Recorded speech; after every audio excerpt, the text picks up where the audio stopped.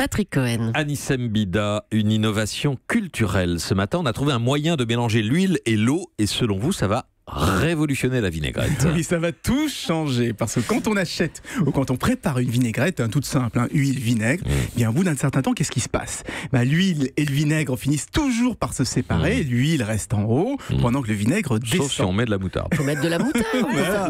Mais non, on est obligé de secouer la bouteille pour retrouver le goût. Moi, Parce que... oui, moutarde d'abord et puis Voilà, après on fait notre vinaigre. salade tous les week-ends avec Je sais pas Julie. si on aime bien Allez-y, si on aime bien les vinaigrettes les plus simples aussi, parce que vous savez très bien qu'il y a de l'eau dans le vinaigre et donc l'eau et l'huile ne se mélangent pas. Et c'est là que la science se met au service de la cuisine avec de nouvelles techniques inventées par les chercheurs du MIT. Ils arrivent par condensation à insérer de minuscules gouttes de vinaigre dans l'huile, ce qui permet de créer des émulsions stables, des mélanges capables de tenir des mois au lieu de quelques minutes. Donc on n'aura plus besoin de secouer sa vinaigrette. Bon, alors, est-ce que c'est vraiment révolutionnaire ? On a parlé de la moutarde. Est-ce que c'est vraiment révolutionnaire, votre truc ? Bon, j'avoue, ça c'est que pour les vinaigrettes en bouteille, c'est pas celle que vous faites à la moutarde évidemment. D'ailleurs, c'est pas dans la cuisine que ça va changer le plus de choses, mais dans l'industrie pharmaceutique, un secteur qui utilise énormément d'émulsions.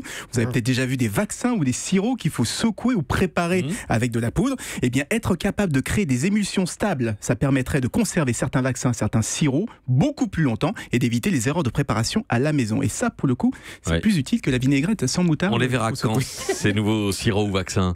Ça y est, le processus est validé, mais comme on parle de médicaments, il faut d'abord qu'ils soient homologués, ce qui prend du temps. Donc, il faudra attendre encore 1 an ou 2. Mais j'insiste, ma vinaigrette, qu'il ne faut pas secouer, je parie qu'elle sera disponible dès l'année prochaine. Merci à vous, Anissem Bida.